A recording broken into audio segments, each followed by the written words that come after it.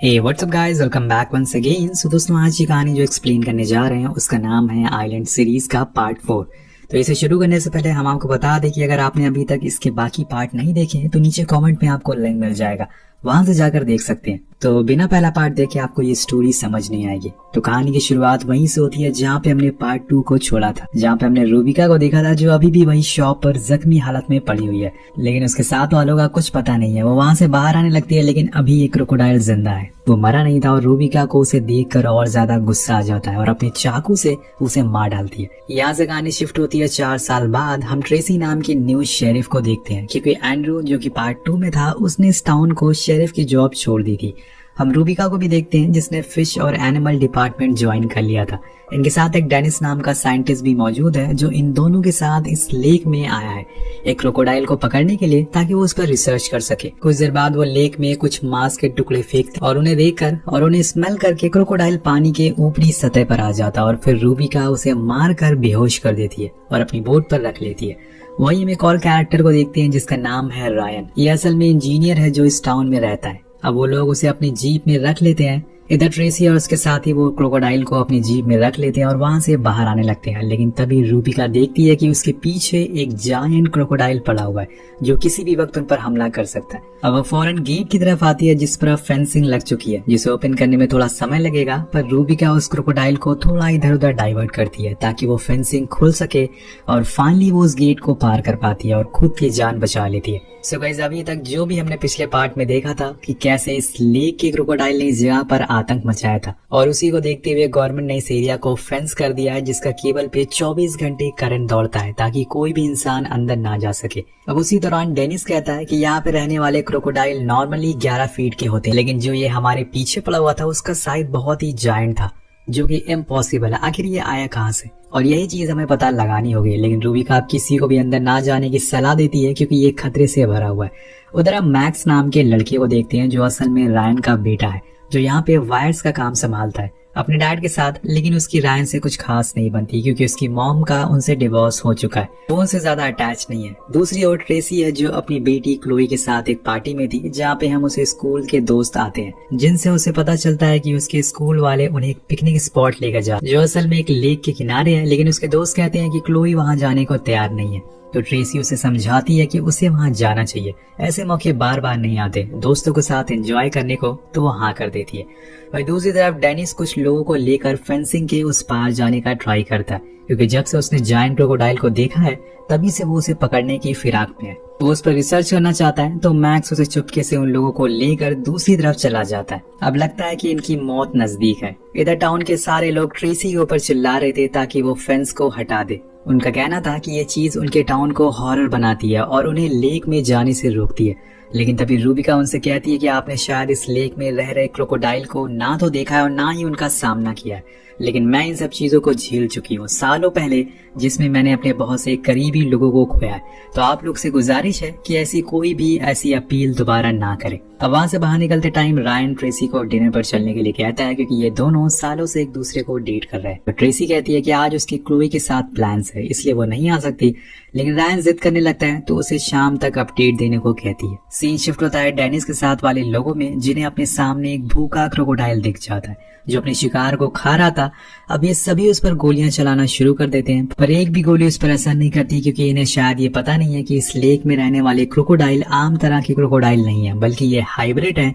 तो अब वो उनके पीछे ही पड़ जाते हैं। अब सभी लोग इधर उधर भाग जाते हैं, लेकिन एक आदमी उस क्रोकोडाइल के कब्जे में आ जाता है, पर वो उसे लड़ने की कोशिश करता है, जिसके दौरान वो जाकर वायर से टच हो जाता है और वहीं मारा जाता है। अब उस रात क्लोई उस बस में बैठ जाती है जिसमें वो और उसके दोस्त पिकनिक पर जाने वाले थे। उसके जाने के बाद ट्रेसी और रायन अपने डिनर में बिजी हो जाते हैं। वहीं मैक्स को फेंस की उस पार से कुछ आवाजें आती है, जैसे कि कोई चीज चीख रही उसे बुला रही हो। वो फौरन उस पार जाकर चेक करता है, पर यहाँ वो यही भूल कर देता है, क्योंकि तभी कोई चीज आकर उसे घसीटते हुए ले जाती है, जिसे वो गेट भी वैसे ही खुला रह जाता है। मतलब क्रोकोडाइल आराम से सिटी के अंदर भी घुस सकते हैं। कुछ समय के बाद हम बस ड्राइवर को देखते हैं जो बस चलाने पे कम और फोन में सनी लियोनी को देखने में ज्यादा बिजी था, और यहाँ वो गलती से दूसरा टर्न ले लेता है और अब वो फेंस के अंदर घुस जाता है। कुछ देर बाद वो खुद के सामने लेक देखता है, तो उसे लगता है कि शायद ये वही लेक है जहाँ पे इन्हें पिकनिक करना है, और बस को वहीं रोक देता है और सबको उतरने को कह देता है। देखा आपने एक लापरवाही का नतीजा, इसलिए कहते हैं कि don't use phone while driving. अब इनके साथ क्या होगा ये तो हमें आगे पता चलेगा। अब वो सभी दोस्त उस रात बॉनफायर करते हैं और लेक किनारे खूब एंजॉय करते हैं। क्लोई को वहाँ एक लड़का भी पसंद आता है, लेकिन वो उससे बात करने से डर रही थी। वहीं वो बस ड्राइवर किनारे पर फ्रेश हो रहा था कि तभी पानी से कोई चीज आती है और उसे खींचते हुए ले जाती है। अब ये पानी में मजे करेगा सनी लियोनी के साथ, यानी कि सबसे पहला नंबर इसका ही था, जिसकी वजह से ये लोग यहाँ फंस चुके हैं।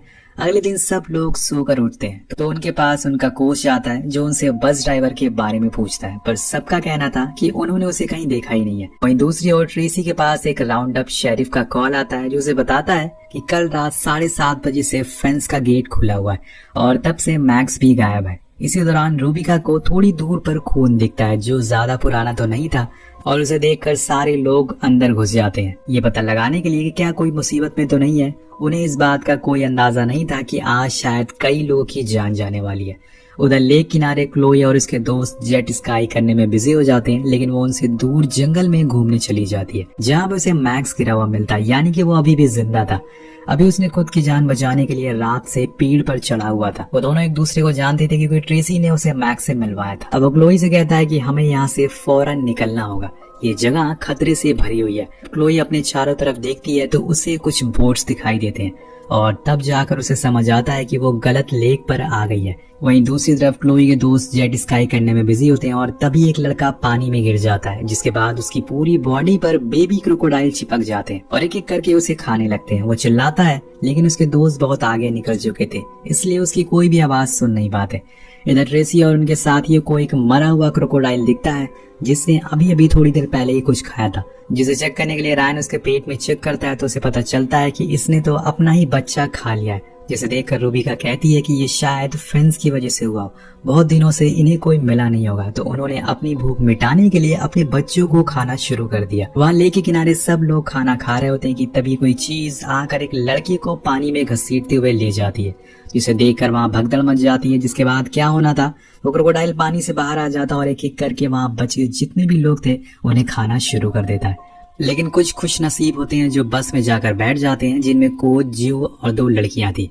थोड़ी देर बाद जब सब कुछ शांत हो जाता है तो वो लोग धीरे धीरे करके जंगल की ओर आ जाते हैं, जहाँ पे कोइंसिडेंटली मैक्स और क्लोई मिल जाते हैं, जो उन्हें बताते हैं कि हम लोग गलत लेक पर आ गए। ये असल में वही लेक है जिसके आसपास फेंसिंग लगाई गई थी। अब इसके बाद क्लोई जूली से उसका फोन मांगती है ताकि वो अपनी मॉम को इस बारे में बता सके, लेकिन सभी का सारा सामान वही कैंप के पास ही छूट गया था। तो जीव कहता है कि हमें वापस से कैंप पर चलना चाहिए, लेकिन क्लोई मना कर देती है क्योंकि वहां जाना खतरे से खाली नहीं है। तब मैक्स बोलता है कि हमें फेंस की तरफ चलना चाहिए, पर वहां पे करंट दौड़ रहे हैं, इसलिए हम क्लाइंब करके तो नहीं जा सकते, लेकिन हम उनके गेट की तरफ चल सकते हैं। यहाँ की फेंसिंग के बारे में मैक्स को अच्छे से पता था, इसलिए वो सबको साउथ की साइड में चलने को कहता है। उधर ट्रेसी और उसके साथ वाले लोग उसी लेक के किनारे पहुंच जाते हैं जहाँ पे ये लोग पिकनिक मना रहे थे। वहाँ जाके उन्हें वही बस मिलती है जो कि अब व्हाइट से रेड हो चुकी थी। उसके साथ साथ उन्हें बहुत सी स्टूडेंट की लाशें भी मिलती है, जिसे देखकर ट्रेसी समझ जाती है कि ये असल में उसकी बेटी के स्कूल के बच्चे हैं। तो फौरन क्लोई को कॉल लगाती है और वो फोन वहीं रिंग करते हुए मिलता है। अभी देखकर वो गुस्से में आ जाती है और ठान लेती है कि वो इन सारे क्रोकोडाइल को मार कर ही दम लेगी। यहाँ क्लोई और उसके साथियों को डेनिस और उन लोगों का कैंप दिखता है, जिसके आसपास एक क्रोकोडाइल भी मिलता है जो कि एक आदमी की लाश को खा रहा था। ये देखकर सब लोग भागने लगते हैं, लेकिन तभी ब्रिटनी का पैर एक ट्रैप में फंस जाता है जो कि उन्हीं हंटर ने लगाया था। वो लटक जाती है और यहाँ एक क्रोकोडाइल आकर सीधा उसके मुंह को ही खा जाता है। इधर दूसरी तरफ क्लोई जाकर एक गड्ढे में गिर जाती है जिसमें एक लाश भी थी, पर इसके अलावा भी वहाँ कोई और मौजूद था और वो था क्रोकोडाइल। वो क्लोई को देखकर उसकी तरफ बढ़ने लगता है, पर सही मौके पर मैक्स वहाँ पहुंच जाता है और उसके ऊपर पत्थर मारकर उसका ध्यान अपनी तरफ करता है। इसी चीज का फायदा उठाकर क्लोई उस आदमी की बंदूक से उसे मारकर बेहोश कर देती है। दूसरी तरफ हम डेनिस को जख्मी हालत में एक किनारे पर बैठा हुआ देखते हैं। फिर वहाँ से ट्रेसी और उसके साथी बोट लेकर गुजरते हैं। तो अब वो लोग उससे यहाँ आने की वजह पूछते हैं तो वो बताता है कि वो ये जानना चाहता था कि असल में क्रोकोडाइल अपनी लिमिट से कैसे बड़े हो गए, इसलिए वो चुपके से यहाँ पर आ गया। वो लोग उसकी मरहम पट्टी करते हैं। इधर क्लोई और उसके साथ वाले लोग फंसे हुए थे उस जगह से। जब वो क्रोकोडाइल चला जाता है तो कोच ब्रिटनी के बिना सर वाली लाश को नीचे उतारते हैं, जिसे देखकर जीव वहीं उल्टिया कर देता है। पर क्लोई अभी भी नीचे गड्ढे में फंसी हुई थी और तभी उसे फोन रिंग होने की आवाज आती है, जो असल में उस बेहोश हुए क्रोकोडाइल के मुंह से आ रही थी। क्या पता ये उसी का फोन है जिसको इसने खाया हो। पर इस समय तो क्लोई को बस फोन की जरूरत थी, तो वो बड़ी ही हिम्मत करके उसके मुंह से फोन निकालती है और उसकी जान अटकी हुई थी। फाइनली वो उसे निकाल लेती है और सबसे पहला कॉल ट्रेसी को लगाती है और बताती है कि वो लोग फेंस के इस पार फंसे हुए हैं और अब वो नॉर्थ वाले गेट की तरफ जा रहे हैं। और तभी अचानक से ट्रेसी की बोट पर एक क्रोकोडाइल हमला कर देता है, जिससे कि सभी लोग पानी में गिर जाते हैं। लेकिन उन्हें स्विम करना आता था, इसके लिए वो बचकर बाहर आ जाते हैं। एक पुलिसमैन अभी भी पानी में ही था, जिस वजह से वो उसका शिकार बन जाता है। लेकिन इसी दौरान बस के नीचे से एक और क्रोकोडाइल डेनिस को भी पकड़ लेता है। ट्रेसी बहुत कोशिश करती है उसे बचाने की, लेकिन वो ऐसा कर नहीं पाती और वो भी मारा जाता है। वही क्लोई अभी भी उस गड्ढे में थी, लेकिन तभी मैक्स आकर नीचे एक रस्सी फेंकता है, जिसे पकड़कर वो ऊपर आने लगती है। पर इतनी आसानी से कहां। उस क्रोकोडाइल को होश आ चुका था, वो पागलों की तरह उस पर हमला करना शुरू कर देता है। लेकिन सही समय पर मैक्स रस्सी ऊपर खींच लेता है, जिससे कि वो बच जाती है। अब ये सभी लोग इसी उम्मीद में वहां बैठे रहते हैं कि शायद उन्हें कोई बचाने आएगा। तभी मैक्स को एक बोट की चाबी मिलती है, जिससे उन्हें एक और उम्मीद मिलती है यहाँ से बाहर निकलने की। लेकिन पहले तो उन्हें इस बोट को ढूंढना होगा, तो वो लेके साइड चलने लगते हैं और उन्हें कुछ ही दूरी पर एक बोट मिल जाती है। पर उसमें पहले से जिमी नाम का आदमी बैठा था। उसे कहता है कि मेरे पास चाबी नहीं है और ना ही मैं पानी में आ सकता हूँ, क्योंकि मेरा पैर में चोट लगी है। इसलिए मैक्स अपनी जान हथेली पर रखकर पानी में कूदता है और जाकर उसे बोट की कीज देता है। उसके बाद सब लोग एक एक करके बोट पर आ जाते हैं, लेकिन कोच नहीं आते, क्योंकि उन्हें पानी से डर लगता है। तो वो ऊपर एक लकड़ी लेने जाते हैं, जिसकी मदद से वो उस बोट तक पहुंच सके। लेकिन तभी एक क्रोकोडाइल आकर उन्हें बीच से पकड़ लेता और यहाँ वो भी मारे जाते हैं। सब लोग उन्हें देखते रहते हैं, पर कोई भी कुछ कर नहीं पाता। वहाँ रूबिका कुछ हंटर्स को लेकर अपने साथ लेक की तरफ निकल जाती है, ताकि वो उन क्रोकोडाइल्स को मार सके। लेकिन यहाँ जिमी उस लेक के बाहर निकलने के बजाय उस बोट को एंड्रियो के पुराने घर के साइड में लगा देता है। जब जी उससे इसकी वजह पूछता है, तो वो उस पर ही बंदूक तान देता है और चुपचाप उनके साथ चलने को कहता है, क्योंकि उसका एक अधूरा काम है जिसे ये पूरा करने वो यहाँ पर आया है। इसके बाद वो उन लोगों को उसी घर में बंद कर देता है और खुद बाहर जाकर किसी चीज को ढूंढने में लग जाता है। और वो चीज होती है उन क्रोकोडाइल के अंडे, जिन्हें वो बैग में भर लेता है। वेल, यही वो अधूरा काम था। लेकिन वहीं एंड्रयू के घर के अंदर क्लिंटन को एक रूम में एक इंसान और जानवरों की हड्डियां मिलती है, जिसे देखकर वो फौरन और लोगों को बुलाती है। पर तब तक उस कमरे से एक क्रोकोडाइल बाहर आ जाता है और तुरंत ही उसे पकड़कर खींचने लगता है। पर सही मौके पर क्लोई एक रॉड से उस पर वार करती है, जिससे वो उसे छोड़ देता है और वो उसकी जान बचा लेती है। उधर रूबिका को एंड्रयू के घर के साइड में जिमी की बोट दिखती है, तो वो लोग भी वहीं रुक जाते हैं और भागते हुए घर के पास जाकर उन्हें क्लोई के साथ वाले सारे लोग मिल जाते हैं। अब ट्रेसी अपनी बेटी को देखकर बहुत खुश थी, पर इसी दौरान पानी में हम एक क्रोकोडाइल को देखते हैं, जो अभी तक का सबसे बड़ा था। लेकिन गौर करने वाली बात यहाँ थी कि उसे जंजीर से बांध कर रखा गया था। इसी दौरान वहाँ जिमी आ जाता है, जिसका पूरा नाम सुन के रूबिका उसे पहचान लेती है। तो दोस्तों, आपने पार्ट 2 में क्रॉन को तो देखा होगा। जिमी असल में उसका कजिन है और उसके जाने के बाद उसने इस जगह के सारे क्रोकोडाइल को खाना खिलाकर बड़ा किया। अब इसके आगे वो लोग और कुछ कर पाते कि तब तक जिमी मैक्स को बंदूक की नोक पर बंदी बना लेता है और सबसे कहता है कि उसे तभी छोड़ेगा जब वो उसे यहाँ से जिंदा जाने देगा। लेकिन इसी बीच वो बंधा हुआ क्रोकोडाइल पानी से बाहर आने लगता है, तो सब लोग उस पर गोलियां चलाना शुरू कर देते हैं, जिससे कि उसकी जंजीर टूट जाती है और अब वो आजाद था। सभी अपनी जान बचाने के लिए इधर से उधर भागना शुरू करते हैं। जियो अपनी जान बचाने के लिए पानी में कूद जाता है, लेकिन यही उसकी सबसे बड़ी गलती हो जाती है। अब मैक्स उसे बचाने की बहुत कोशिश करता है, लेकिन तब तक वो मारा जाता है। इसी मौके का फायदा उठाकर रायन जिमी को मार कर बेहोश कर देता है। वहीं दूसरी तरफ क्लोई, ट्रेसी, रूबिका और इसकी दोस्त सभी भागते हुए नॉर्थ गेट पर आ चुके थे, लेकिन उनके पीछे दूसरा क्रोकोडाइल पड़ा हुआ था। तो रूबिका उसके सामने बंदूक लेकर खड़ी हो जाती है और जैसे ही वो करीब आता है वो साइड हट जाती है, जिससे वो जाकर फेंस से टकरा जाता है और करंट से मारा जाता है, जिससे सबकी जान बच जाती है। और सबसे पहले क्लोई जाकर अपनी मॉम के गले लगती है। लेकिन वहीं रूबिका को इस बात का अंदाजा था कि अभी काम खत्म नहीं हुआ है, क्योंकि जैसे यहाँ पर क्रोकोडाइल भरे पड़े हैं, जब जब उसकी जरूरत पड़ेगी वो यहाँ पर उनकी मदद करने जरूर आएगी। वहीं दूसरी ओर हम जिमी को देखते हैं, जिसे कि अब होश आ चुका है, लेकिन उसके पास जो भी अंडे थे वो सब फूट चुके थे। और ऐसा होते हुए एक फीमेल क्रोकोडाइल उसे देख लेती है, जिसके बाद क्या होना था वो आपको पता चल ही गया होगा। वहीं हम देखते हैं कि जो भी लोग फेंस के करीब थे उन्हें बचा लिया जाता है। इस बात से सभी लोग बहुत ही खुश होते हैं।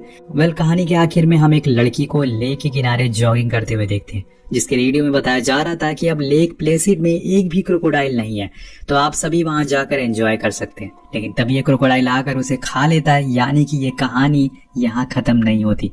आपको क्या लगता है कि क्या रूबिका और इसके साथ वाले लोग इन्हें कभी पूरे तरीके से खत्म कर पाएंगे? Well guys,